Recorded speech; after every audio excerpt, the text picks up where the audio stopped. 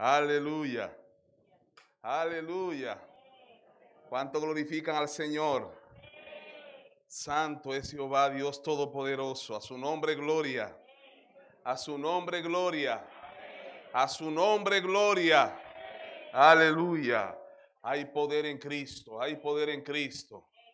Él es dueño de la gloria, la honra y la alabanza. Gloria a Jesús. Bueno, pues, para mí es un honor, alto honor, estar aquí en Remanso de Amor, una comunidad que está pastoreada por gente muy importante para nosotros también. Aleluya. Y quiero presentar a mi esposa. Ponte de pie, déjame presumir. Amén. La pastora Isabel, que yo sé que ustedes la conocen bien también. Gloria a Jesús. Dios es bueno. Pues hoy nos toca ministrar bajo un tema muy importante. Las primicias son uno de esos temas bíblicos que envuelven un principio espiritual que queremos que sea hoy, ¿verdad?, revelado a nosotros o develado o recordado. Un principio espiritual que nos bendice, nos conecta con la bendición del Señor, porque las bendiciones del Señor están ahí. Lo que hay es que conectar con Él, amén, y establecer ese vínculo que hace que fluyan a nuestras vidas. Amén. Ya el pastor dijo eso. No hay nada más glorioso, por ejemplo, que nuestra salvación. Usted puede estar buscando muchas cosas del cielo. Buscar, por ejemplo, que Dios se manifieste con sanidad, con liberación, pero no hay más grande bendición que la salvación. La vida eterna es el regalo más grande que el ser humano pueda recibir. Y por eso dijo Jesús, ustedes no se asombren de que en mi nombre se sujetan los demonios, se sanan los enfermos. Ustedes brinquen de gozo al saber que sus nombres están inscritos en el libro de la vida. No hay mayor bendición que esa. Eso es un regalo inmensurable. Pero de igual manera el Espíritu Santo siempre nos va a traer por su palabra conexiones con distintas fuentes de bendiciones. Y son principios del reino de Dios que así funcionan. Por ejemplo, la Biblia dice, el apóstol Pablo, honra a tu padre y a tu madre, que es el primer mandamiento con promesa. Honra a tu padre y a tu madre para que te vaya bien y seas de larga vida sobre la tierra. Esto es una promesa de Dios basada en una obediencia, en un comportamiento frente al padre, frente a la madre. Amén. Entonces, sí, es simple, eso va a fluir solo. Usted honra a su padre y a su madre y entonces la bendición va a fluir sola. Por ejemplo, casarse trae consigo una gran bendición. ¿Dónde están los esposos y las esposas que dicen amén? Amén. Cuando Dios une a la primera pareja, ¿verdad? Dice, y lo bendijo Dios. Así que cuando usted se une a su pareja, esa bendición viene sobre usted también. Amén. Vamos a abrir nuestras Biblias en Deuteronomio 26. Santo es el Dios nuestro y a su nombre damos gloria. Aleluya.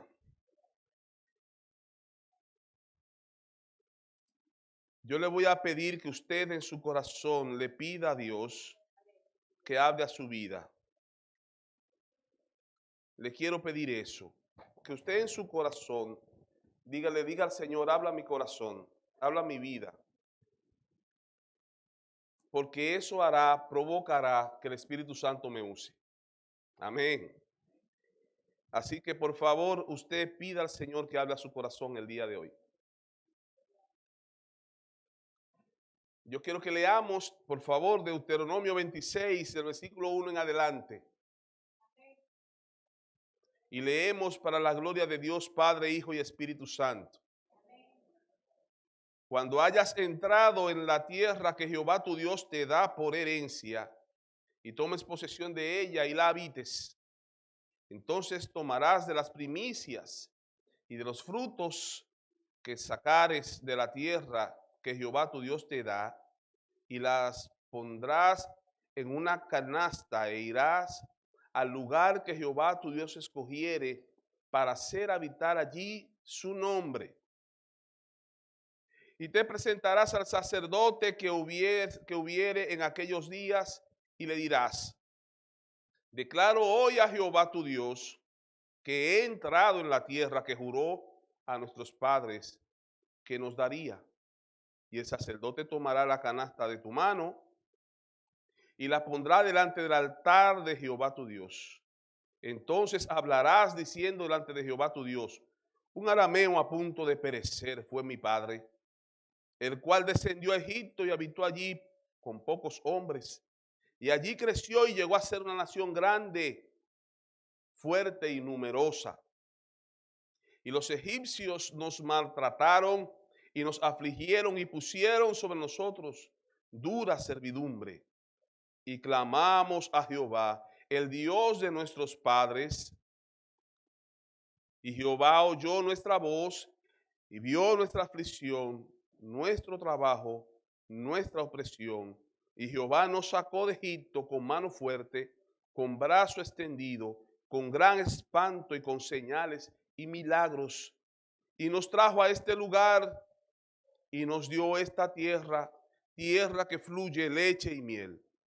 Ahora he aquí, he traído las primicias del fruto de la tierra que me diste, oh Jehová. Y tomarás delante de Jehová y dejarás delante de Jehová tu Dios y adorarás delante de Jehová tu Dios.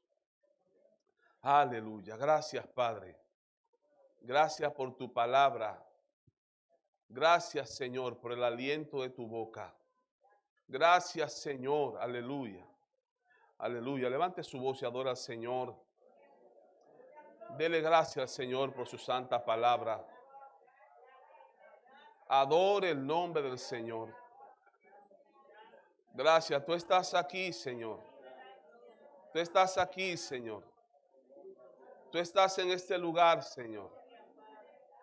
Y venimos a ti, abrimos nuestro corazón a ti, pedimos que tengas de nosotros misericordia, que extiendas sobre nosotros tu amor, aleluya, y que traigas a nuestras vidas un despertar. Te lo pedimos, Padre, en el nombre de Jesús. Amén, amén. Aleluya. No pretendo traer nada nuevo que ustedes ya no conozcan.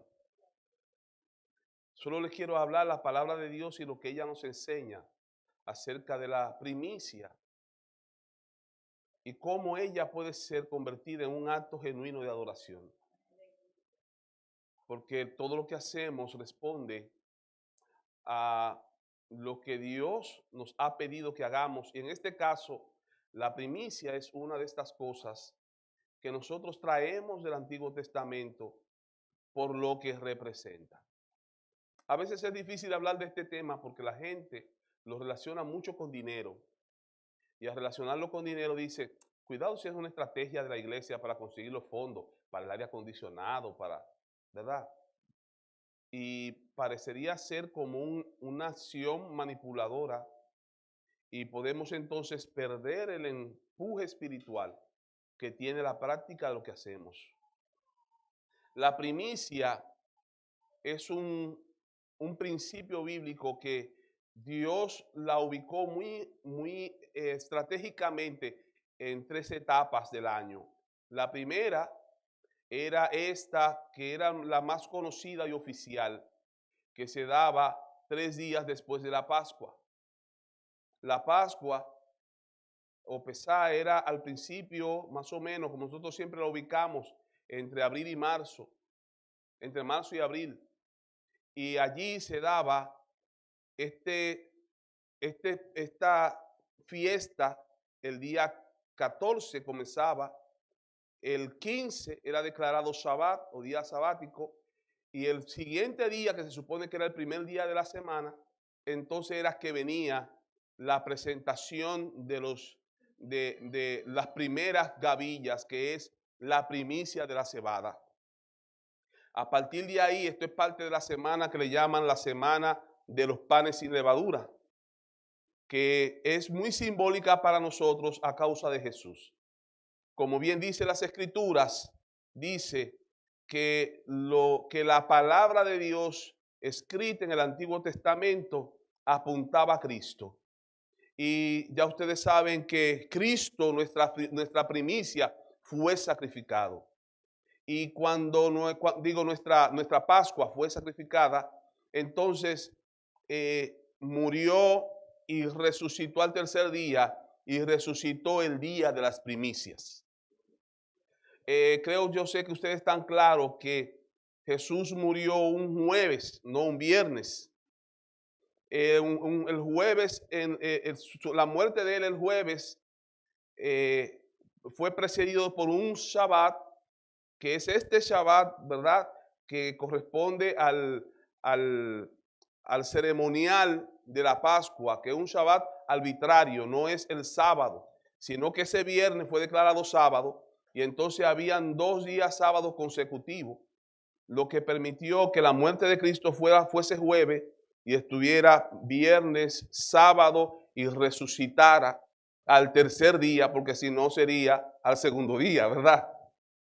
Al tercer día resucitara y resucitara justo el día de las primicias.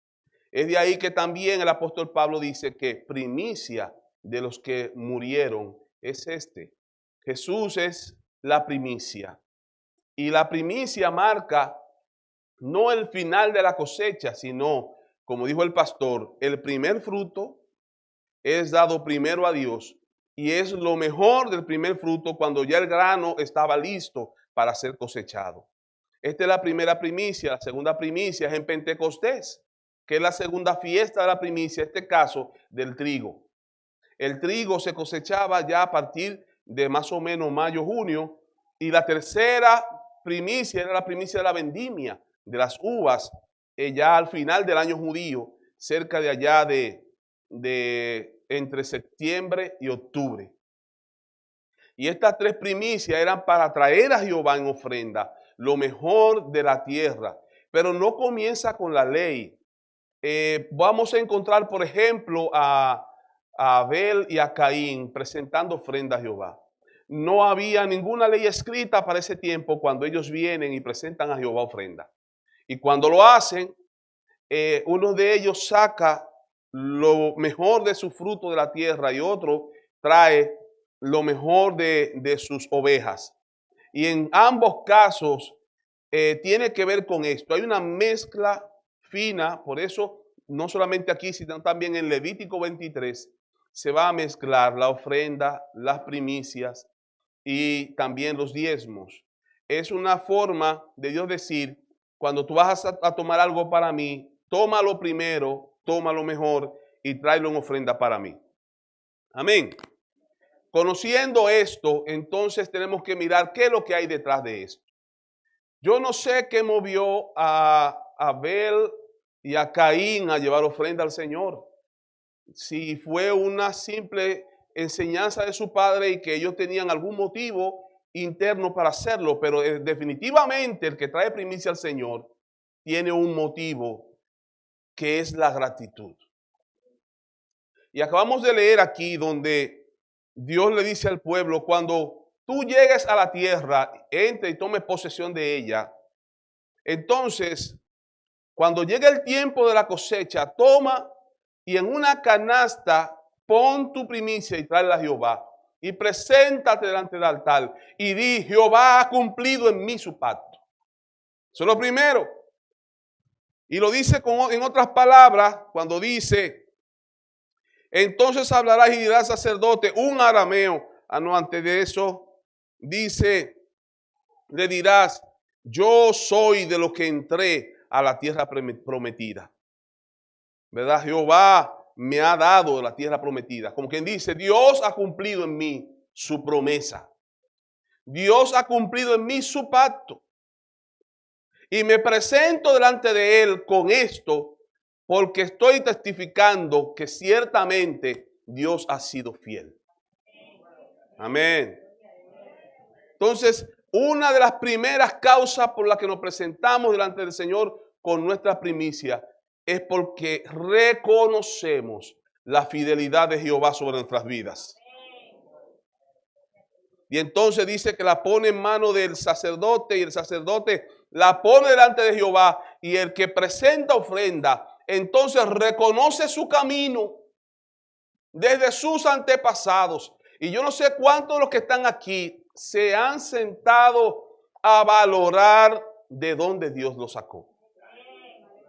Hay personas que simplemente viven el presente y no se detienen a meditar de dónde Dios los sacó, cómo Dios construyó su camino. Porque aunque usted está aquí sirviendo al Señor, su familia quizás sirviendo al Señor, eso pudo ser diferente si Dios no mueve los hilos de tu historia. Si Dios no mueve los hilos de tu historia, no se sabe a dónde estuvieras hoy. Aleluya. Aleluya. Hay gente que estuvieran en la brujería, otros estuvieran muertos, otros estuvieran, pero Dios, que no nos deja suelto en la historia. Dios a veces, aleluya, ni siquiera fue a mi papá, porque mi papá y mi mamá quizás nunca se recibieron al Señor. Algunos murieron sin Cristo, pero te ubicaron en el lugar, en el camino donde Dios quiso encontrarse contigo. Tú tienes que entender que tu historia no está suelta, porque nadie está aquí porque, no, el que está aquí es porque Dios fue y lo buscó. Hay un proceso del Espíritu Santo que Él se esfuerza por ir detrás de ti. Él hace lo necesario por conseguirte. Es una diligencia divina.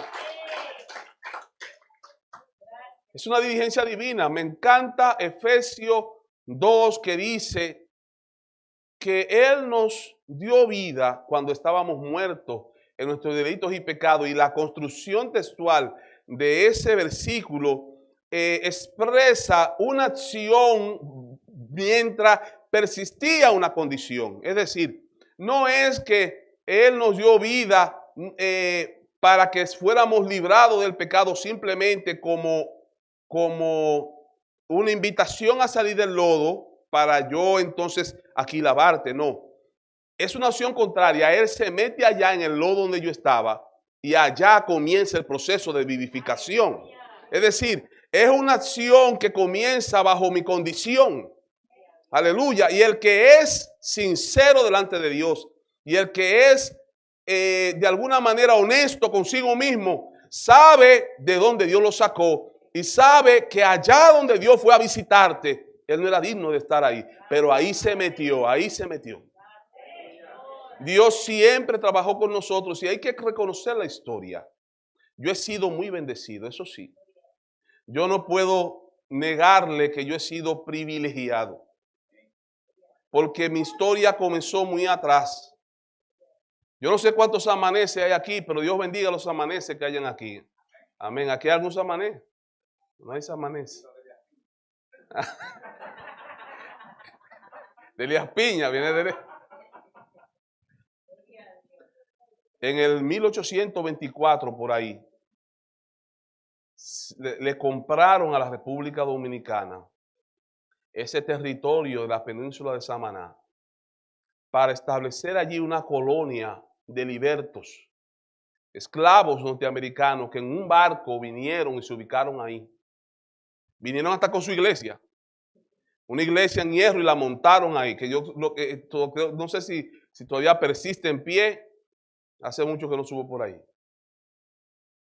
Eran cristianos. Y esa fue la primera comunidad cristiana evangélica, digámoslo así, en la República Dominicana. A partir de ahí esa comunidad se extiende, crece, se multiplica. Y por ejemplo, mi papá, su primer idioma era el inglés. Luego Trujillo forza a los samaneses a que enseñen español a sus hijos, porque todos hablaban el inglés. Y lo que buscan en las redes se darán cuenta, por ejemplo, que el inglés de Samaná es estudiado aún por los lingüistas norteamericanos, porque ellos mantienen un inglés arcaico del 1800 tanto. Ellos vinieron con un inglés muy arcaico. Y ellos cuando están estudiando el inglés dicen, hay una comunidad que mantiene ese inglés, que es la comunidad de Samaná, lamentablemente las generaciones la van perdiendo. Ya yo no hablo inglés, nada. Pero mi abuelo, cristiano, de la iglesia, se me va, de la profecía, de la iglesia de la profecía, es pastor, instruye a sus hijos en el Señor. Mi papá se descarría y se va a la marina. De la marina regresa después de la guerra del 65 a la casa paterna y se reconcilia con el Señor. Lo mandan al Instituto Bíblico de las Asambleas de Dios, porque mi abuelo le dice a Pelegrín, usted tiene que estudiar la Biblia, y la única como institución, y lo manda para allá, para el concilio, que en ese tiempo estaban, si no me equivoco, los Silebron como superintendente ahí, no recuerdo. Y de allá sale mi papá a pastorear para Sánchez de Samaná, y ahí levanta la iglesia Asamblea de Dios de Sánchez. Pero por otro lado está mi mamá, que se convierte a los 9 años, oyendo las canciones de los adventistas que iban a los campos a cantar los himnos del himnario, mientras los hombres trabajaban la tierra. Y ahí se convierten al adventismo hasta que unos evangélicos comienzan a visitar la zona de Miches, en esa zona por ahí. Y las partes de mi mamá son de Higüey. Entonces yo por ese lado soy higüeyano. Dios bendiga a los higüeyanos que hay aquí. No hay higüeyanos tampoco, gloria a Dios. Entonces, por allá, entonces mi mamá le dicen también, ¿quieres ir al instituto? Y va al instituto bíblico, se conocen al instituto bíblico, se casan con el tiempo y llega esta hermosa criatura que soy yo, ¿verdad? El segundo. Algo anda mal. Entonces, Dios visitó mi historia muy atrás y fue haciendo depósito para mí. Yo digo que fue para mí, porque no sé si para quién más será, pero también hizo depósito para mis hijos y para mis generaciones. Porque después de 43 años mi papá pastoreando, yo comienzo a pastorear y la verdad es que él me saltó en la historia. No sé si me entiende.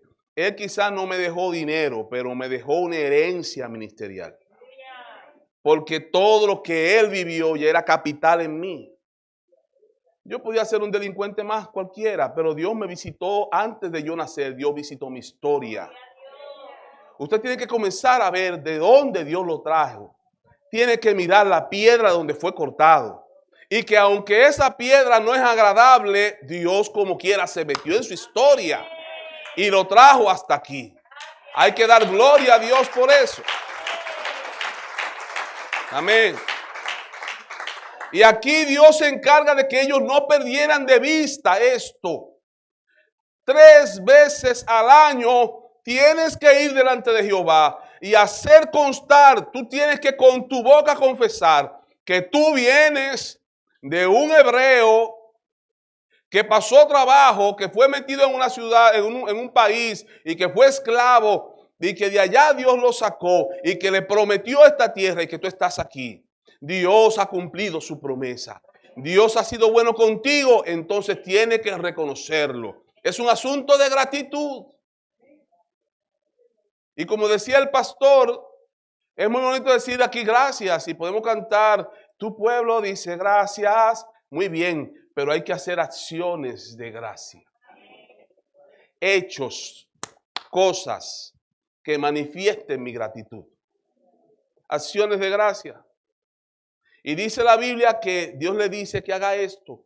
Y que habiendo reconocido la bondad de Jehová, la fidelidad de Jehová, habiendo reconocido que donde estoy es gracias a Él, que lo que tengo es por su misericordia, entonces pongo delante de Él esto que traigo, de lo que Él me ha dado en ofrenda.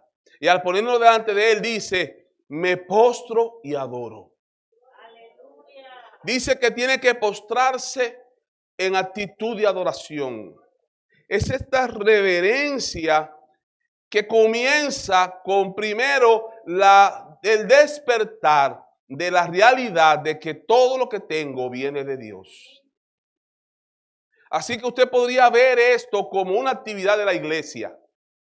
Ojalá existiera otra forma en la que usted pudiera venir y tener la actitud que la Biblia pide que usted tenga frente al Padre que le ha dado todo lo que le ha dado. Pero esta primicia saca a la luz de donde Dios me sacó. Entonces yo quiero que comencemos por cambiar la mentalidad de esta actividad. Esta actividad es para hacer remembranza. Esta actividad es para recordar lo que Dios me ha dado. Esta actividad es para recordar lo que Dios ha hecho por mí. Para recordar todo lo fiel que ha sido Dios conmigo. Esta actividad entonces para adorarlo a partir de allí.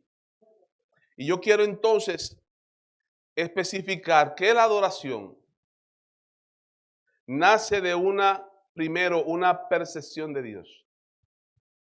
Hasta que nosotros nos conocemos, nos reconocemos la dimensión de lo que Dios es, nuestra adoración queda hueca y vacía. La adoración nace de la contemplación de la grandeza de Dios. Cuando nosotros contemplamos eso, que la contemplamos en la palabra, y a esta contemplación bíblica de quién es Dios, nosotros le llamamos el rema, lo revelado por la palabra. Y cuando nosotros tenemos esta contemplación bíblica, porque yo veo quién es Dios, entonces mi adoración nace sola. ¿Por qué para Israel era importante? Porque se supone que ellos eran herederos de todo esto. Nosotros somos herederos de la historia. Ellos son herederos de los hechos. ¿Entienden la diferencia? ¿Verdad que sí? Ellos son herederos de los hechos. Y entonces se supone que debían mantener eso vivo. De hecho, dice la Biblia que llegó una generación que no conoció a Moisés, que se desconectó de su historia, pero muy temprana. Es decir, hablamos de una generación para otra, quizás menos de 100 años, ya los que nacieron ni siquiera recordaban que Dios los sacó de Egipto con mano fuerte. Una generación que no conoció al Señor y de repente comenzaron a experimentar cosas nuevas porque no tenían una expectación de Dios. Así que la ley le decía, trae la primicia, y ellos venían con la primicia, hacían los ritos, pero estaban desconectados no sé si me están entendiendo, no tenían una expectación. Si no hay una expectación de quién es el Dios al que yo le estoy ofreciendo, y si no hay un conocimiento de lo que Él espera de mí, tampoco va a haber una expectación con X, es decir, una expectativa, una fe. Entonces, la adoración requiere de eso. Y esto es adoración. Adoración de traer delante de Jehová en gratitud de lo que Él me ha dado. Tiene que partir de una conciencia clara de lo que Dios es. Segundo, cuando hay una expectación de lo que Dios es, cuando yo puedo contemplar a Dios en su palabra, cuando la palabra de Dios me muestra a Dios y yo creo eso y comienzo a verlo, que de hecho tengo que hacer un ejercicio de mi mente. No para ver al viejo con barba, sino para ver sus atributos. Amén. Usted tiene que mirar su bondad, tiene que mirar su magnificencia y tiene que buscarlo en tu historia. Dios tiene que dejar de ser el Dios de la historia de otro para convertirse en el Dios de tu historia. Y yo no sé si usted entiende eso, pero eso tiene un profundo peso. Tiene un profundo peso. Si Dios no es no es Dios en tu historia, entonces, y miren, tengo que hacer un paréntesis porque me siento impulsado por el Espíritu a decirle esto. La vida es historia.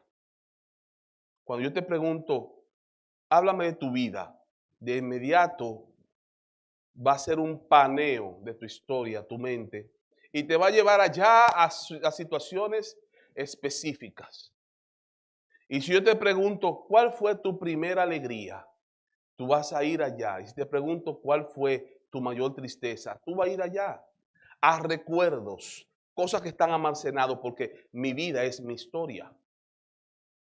Y esa historia nunca es completa. De hecho, si fuese completa, fuese una maldición. Recordar cada cosa, minuto por minuto, es una enfermedad. Nosotros saltamos de un tramo de nuestra historia a otro, según con qué fuerza nos pegó, positiva o negativa. Vamos saltando, pero esa es nuestra historia. Que nadie me quite mi historia. Pero si tú quieres sanar tu vida en el presente, que tú vivir sano hoy, tienes que meter a Jesús en tu historia. Hasta que Jesús no interprete tu historia, no serás libre. Hasta que Jesús no se meta en tu historia tuya personal, no serás libre. Tú dirás, bueno, pastor, el problema es que cuando pasó eso, yo no era cristiano. No importa si era cristiano o no. Dios tiene una lectura distinta del hecho. Tu mente tiene una lectura del hecho de, por ejemplo, me abandonó mi papá y yo crecí nada más con mi mamá, pasamos mucho trabajo. Esa es tu lectura del hecho, que tú te la repites, te la repites, te la repites, y se la cuenta a otro y se la cuenta, y le vas adornando cositas, metiéndole mentiras. Perdone, yo no estoy siendo mentiroso a usted. Es que naturalmente el cerebro acomoda la historia para hacerla más llevadera. Y se inventa cositas y va metiéndole, acuñándole cositas, que después te le cuenta 10 años después su historia a alguien. Mira, si usted supiera que. Y eso pasó así, así, así, así. Y tu vecino que vivió la historia junto contigo dice, ¿qué? Pero yo no me recuerdo de ese pedazo.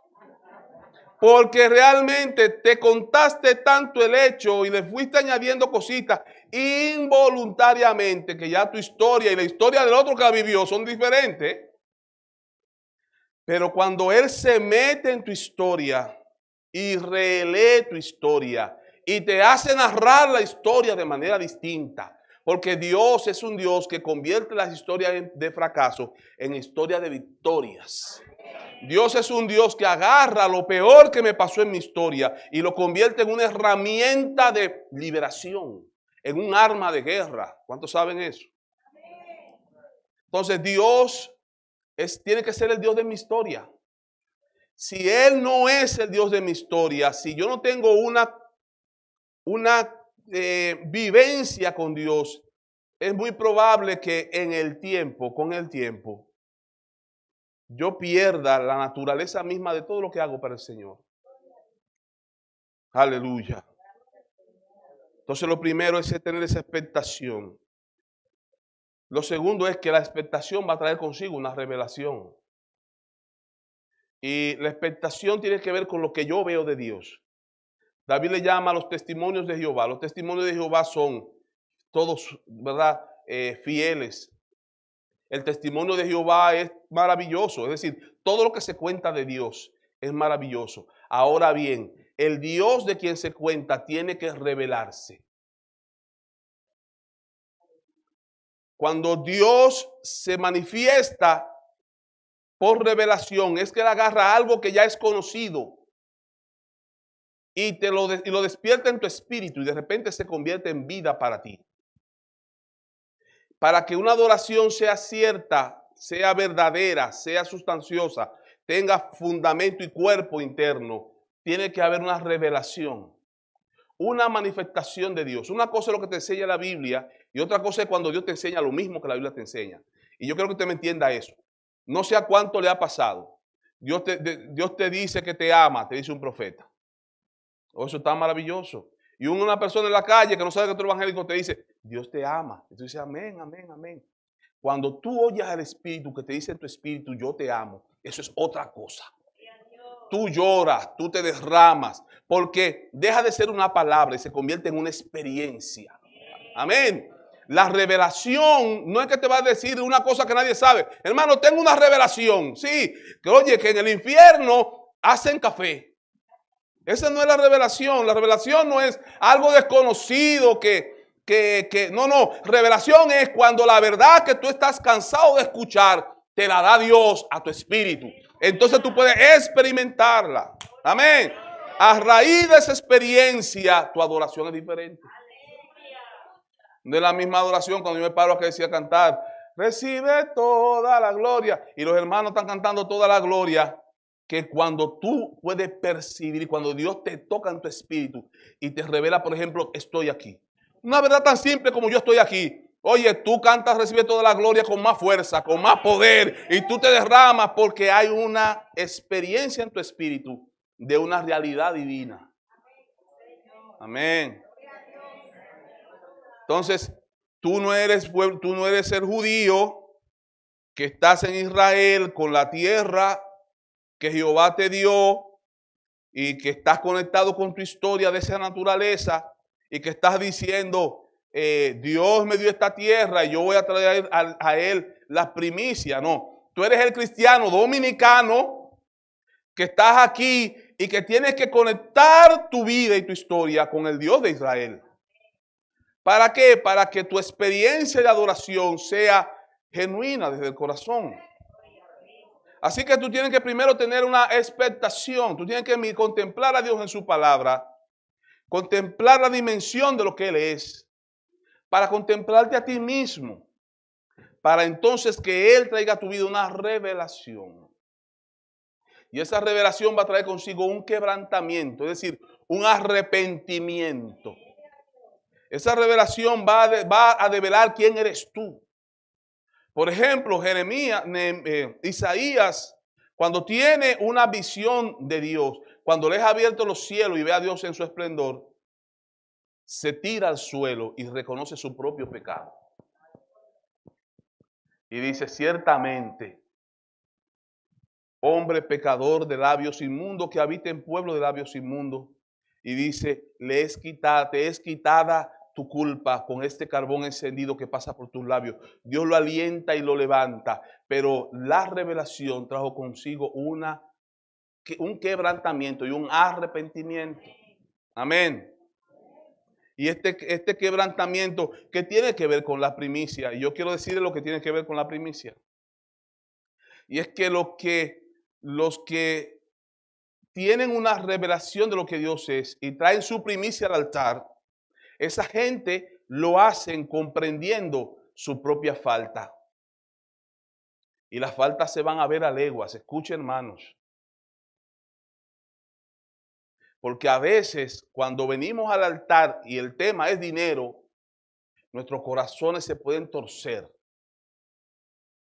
Porque comenzamos, de hecho, el dinero tiene un poder que revela la realidad del corazón. El dinero tiene esa autoridad de revelar quién soy yo en verdad. Yo estoy con mi esposa en la cama, me llegó una ofrendita, ¿verdad? Hace unos días, no estos días, hace unos meses ya. Me llegó una ofrendita y entonces es muy fácil yo decir, bueno, déjame yo ubicar esos chelitos que no lo estábamos contando, el Señor me proveyó, eran unos dólares de lo que rinden. Y entonces le paso a mi esposa, mira, porque ese dinero que llegó a mi mano iba a decir qué esposo soy yo. Ese dinero tenía el poder de sacar a flote quién soy yo.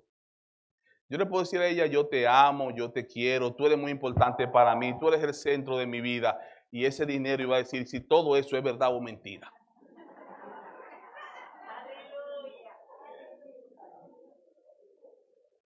Y lo mismo pasa con Dios.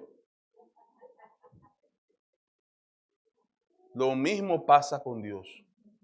Aquí en la iglesia, todo eso. Yo tengo que tener una conciencia. De hecho, hermanos, esto es adoración, pero la adoración va más allá de la primicia y de todo lo demás. Y sépase que la adoración del Antiguo Testamento toda estaba ligada a ofrenda. Toda. El culto no era como aquí, aleluya, diga gloria a Dios, aleluya, aleluya, alabe al Señor, alabe al Señor. Eso no existía en la iglesia primitiva. Digo, bueno, quizá en la primitiva tampoco, pero en el culto a Jehová que Él instauró, no era eso. El culto era, ven con tu ofrenda y vamos a hacer lo que hay que hacer con esa ofrenda. Y cuando se acabe ese proceso, te fuiste para tu casa porque ya adoraste. Eso era así.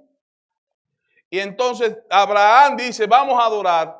Y se lleva el muchacho. ¿Y qué le pregunta el muchacho con relación a la adoración a su padre Abraham? ¿Qué le pregunta? ¿Y dónde está el cordero? Porque sin el cordero no hay adoración. Y entonces es Abraham que le dice, Jehová se proveerá de cordero. Y yo creo que usted entienda eso.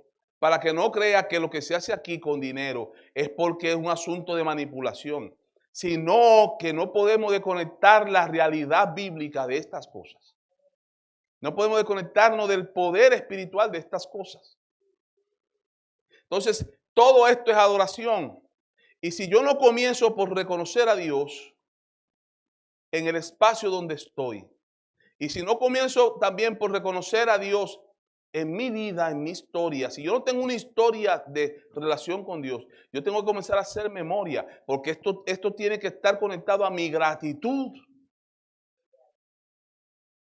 Para que cuando yo venga aquí al altar con las primicias, sea una expresión genuina de gratitud al Señor. Y yo pueda humillarme delante de Él y reconocer que tengo cosas que tengo que cambiar en mí. Dios tiene que revelar mi corazón. Porque muchas veces que nosotros le hemos fallado a Dios porque hemos tenido temor del tiempo, del futuro. Y hemos puesto en el dinero y en la riqueza nuestra seguridad. Hemos concebido internamente que estamos bien si tenemos una buena cuenta de banco y que estamos mal si no hay nada en los bolsillos.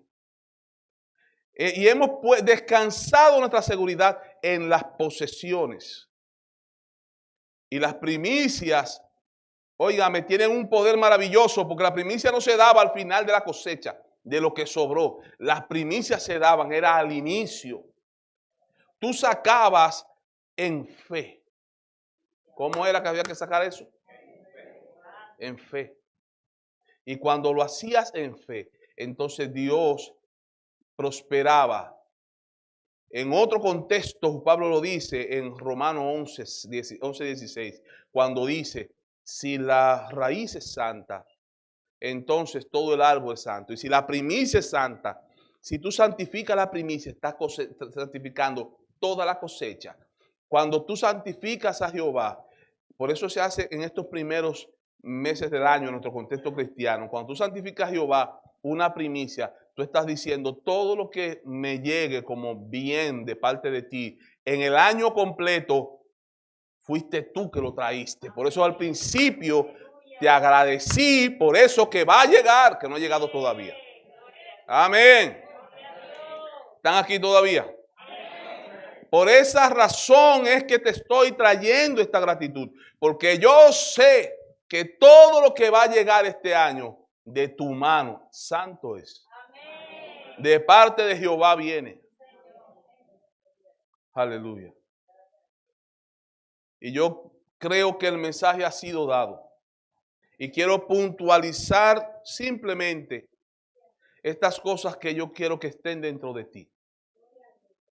Pon en tu corazón una actitud correcta al traer tus primicias al altar. Si hace mucho que no recorres tu historia para ver cómo eras antes, cómo Dios te alcanzó, es momento de construir bien tu historia y de incluir al Señor en tu historia. Para que cuando venga al altar le diga, Señor, yo sé de dónde tú me sacaste. Y reconozco lo que has hecho conmigo. Y es por esa razón, porque he visto lo fiel de ti, que vengo con mis primicias al altar. Aleluya. Y al hacerlo, contemple al Señor. Y al hacerlo, contemple que su fidelidad será cada día más sobre tu vida. Y al hacerlo, vence el temor. El temor de los tiempos, el temor de lo que va a pasar. Y al hacerlo, mira que Dios tiene todos los meses de este año calculados a tu favor. Y al hacerlo, reconoce lo que Él ha dicho. Yo sé los planes que tengo para ti. Planes de bien, planes de paz, para darte el bien que anhelas. Aleluya. Y aún para darte las pruebas que necesitas. Dígame. Todo lo necesario para transicionarte, para llevarte a la posición de tu bendición. Aleluya. Entonces trae todo eso y haz que esta ofrenda te vincule con el Dios que está al control de tu vida, de tu casa y de tu familia.